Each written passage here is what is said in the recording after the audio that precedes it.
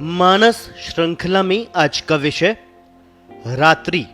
एक बिजली के आविष्कार ने रात्रि को दिन का स्वरूप प्रदान कर दिया। रात्रि की महिमा और उपयोगिता की परिभाषा बदल डाली, दिन को लंबा कर दिया और जीवन के मूलभूत सृष्टिगत ढांचे को ही बदल कर रख दिया। आज न केवल रात्रि में कारखाने चलते हैं, बल्कि रात्रि जागरण आधुनिक जीवन का अंग बन गया है। दिन भर में व्यक्ति की आधी चर्चा का विषय यही रहता है कि रात्रि को कितने बजे सोए थे और क्या कर रहे थे। सृष्टि के सभी प्राणी सूर्यास्त के साथ विश्राम करने लगते हैं। उल्लू जैसे कुछ प्राणी अवश्य रात्रि जागरण करते हैं। हमें भी बचपन में यही सिखाया गया था कि शाम को भोजन जल्दी करो और रात्रि को जल्दी सो जाओ। प्रातःकाल जल्दी उठो, ब्रह्म मुहूर्त श्रेष्ठ काल होता है। अंग्रेजी में भी एक प्रसिद्ध कहावत है, early to bed and early to rise makes a man healthy, wealthy and wise. किंतु आज की स्थिति में तो इन बातों के अर्थ ही बदल गए, या यूं कहें कि आवश्यकता ही नहीं रह गई। आज किसी बच्चे को जल्दी सोने का कहकर देखिए, उसे लगता है किसी ने गाली दे दी है। आखिर इतने बड़े मानसिक परिवर्तन के कारण क्या है? एक ही पीढ़ी में इतना बड़ा देश इतना बदल गया। इसकी उपयोगिता पर भी विचार करके देखें कि कौन से काम ऐसे हैं जिनको करने के लिए रात्रि जागरण का सहारा लिया जाता है। क्या ये कार्य इतने आवश्यक होते हैं? क्या ये दिन में नहीं किए जा सकते? इसके बदले में देर तक सोने की नई परंपरा का जीवन में क्या प्रभाव पड़ रहा है? व्यक्ति को इसकी कितनी कीमत चुकानी पड़ रही है? दिन का समय सूर्य के आधार पर चलता है। सूर्य के साथ ही दिन की शुरुआत होती है। सूर्य अग्नि प्रधान है, हमारा पिता है, पृथ्वी का पालक है, पोषक है, हमारे प्राण क्षेत्र का अधिष्ठाता है, हमें शतायु बनाता है, हमारे जीवन से प्रतिदिन एक दिवस वापस भी लेता रहता है। हर दिन की समाप्ति पर हमारी उम्र का एक दिन कम हो जाता है।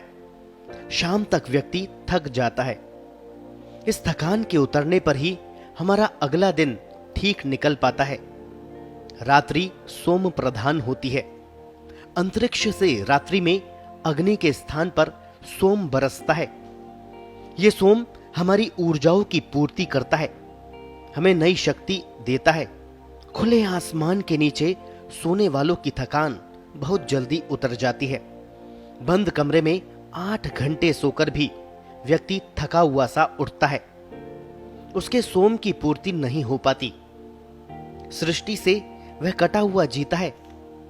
वातानुकूल व्यवस्था के साथ तो यह स्थिति सदा ही देखी जा सकती है। एक और तथ्य भी इस दिन रात के क्रम के साथ जुड़ा हुआ है। सूर्यास्त के बाद शरीर की अधिकतर क्रियाएं शिथिल पड़ जाती है। पाचन, विसर्जन आदि धीमे हो जाते हैं। हमारे देश में इसीलिए रात्रि भोजन को उचित नहीं माना जाता। रात्रि में भोजन का पाचन पूर्ण नहीं हो सकता। सूर्यास्त से पूर्व ही भोजन का क्रम पूरा हो जाना चाहिए। सोने से पूर्व 1-2 बार पानी पीना भी आवश्यक है। इस क्रम के प्रभाव से भी नींद समय पर आने लगती है। देर से भोजन करने वाले या तो पानी पीने के लिए देर तक जागते हैं या बिना पानी पिए ही सो जाते हैं। दोनों ही बातें हमारे स्वास्थ्य के अनुकूल नहीं हैं। आप दोनों प्रकार की चर्या वाले व्यक्तियों को देखकर इस तथ्य की पुष्टि कर सकते हैं। देर तक जागने वालों को यह आभास बना रहता है कि वे बहुत काम कर लेते हैं। यह भी सत्य नहीं है। शरीर वैसे तो मन के सहारे चलता है। काम में मन लगा रहे तो थकान का अनुभव नहीं होता। फिर भी नित्य रात्रि जागरण या देर तक जागरण शरीर की क्षमता घटाता है। शरीर अपने आप में प्राकृतिक उत्पाद है। प्रकृति के अनुरूप ही चर्या बनाए रखने से स्वस्थ रह सकता है। समय पर विश्राम करने से इसकी क्षमता बनी रहती है। देर तक जागने के कारणों में सबसे महत्वपूर्ण है समय का नियोजन। हम दिन में कई घंटे बिना कार्य के निकाल देते हैं अथवा अनावश्यक कार्य में लगे रहते हैं। चर्चाओं के दौर भी हमारा काफी समय ले लेते हैं। रात्रि में कार्य करके हम इसकी कीमत चुकाते हैं। घर के कार्यकलापों की अनियंत्रित व्यवस्था भी एक अन्य महत्वपूर्ण कारण है। कौन कब घर पहुंचेगा और खाना खाएगा, यह तय नहीं हो पाता। सब लोग साथ बैठकर खाना खाने का अभ्यास करें तो खाने के बाद भी समय सार्थक चर्चाओं में व्यतीत हो सकता है।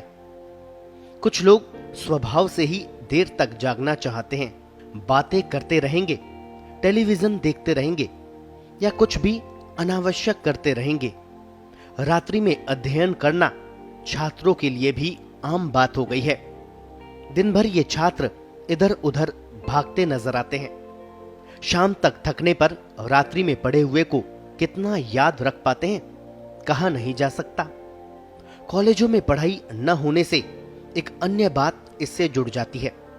अध्ययन का यही कार्य यदि ब्रह्म मुहूर्त में उठकर किया जाए तो अच्छे परिणाम शीघ्र ही सामने आ जाएंगे। ब्रह्म मुहूर्त की महिमा पर अनेक शास्त्र भरे पड़े हैं। सूर्योदय से पूर्व का ये काल गायत्री के नाम से विख्यात है।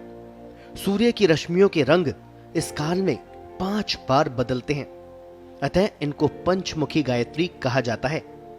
जिस प्रकार सुबह की धूप शरीर के लिए स्वास्थ्यकर मानी जाती है, उसी प्रकार गायत्री का यह काल संपूर्ण व्यक्तित्व के परिवर्तन का एकमात्र काल होता है। अध्ययन, उपासना, स्वाध्याय आदि के लिए इसको स्वर्ण काल कह सकते हैं। यह हमारा दुर्भाग्य ही है कि देर तक जागने के चक्कर में जीवन के अनेक स्वर्णिम अवसर हमारे हाथ से छूट जाते हैं। वे लोग सौभाग्यशाली हैं जो जल्दी उठकर इसका लाभ उठा पाते हैं।